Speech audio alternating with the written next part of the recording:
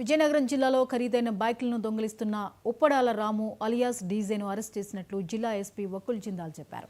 నిందితుడి నుండి 11 royal Enfield బైకులు, 2 Yamaha బైకులను recovery చేశారు. ఇప్పటికే అతనిపై 1వ పట్టణం పోలీస్ స్టేషన్లో సస్పెక్ట్ షీట్ ఉంది.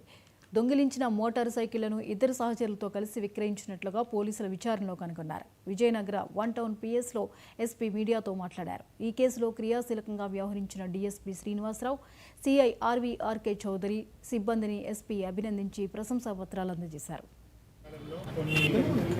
మోటార్ సైకిల్ దొంగతనాలు జరిగాయి. దానికి సంబంధించి 13 కేసుల్లో ఇద్దరు ముద్దాయిలని ఈరోజు అరెస్ట్ చూపించడం జరిగింది. So Vizianagaram 1 town and 2 town పరిధిలో ఈ 13 మోటార్ సైకిల్ ఫెన్సెస్ అన్ని దాంట్లో బుల్లెట్ ఎన్ఫీల్డ్ చాలా కాస్ట్లీ మోటార్ సైకిల్స్. సో మనం రికవరీ చేసిన దాంట్లో 11 బుల్లెట్ ఎన్ఫీల్డ్ మోటార్ సైకిల్స్ ఉన్నాయి, 2 R15 మోటార్ సైకిల్స్ ఉన్నాయి. ఈ అన్ని మోటార్ సైకిల్స్ విలువ కలిపి అరౌండ్ 26 lakhs దాకా ఉంటుంది. సో ఈ దొంగతనాలు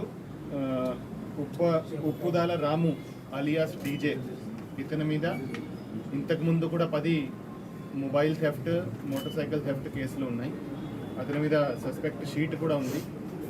ఆ షీట్ ఉన్నా కూడా ఇతను మళ్ళీ జైలు నుంచి బయటికి వచ్చి మళ్ళీ ఈ లాస్ట్ 2 monthsలో ఇవి 13 దొంగతనాలు చేయడం జరిగింది.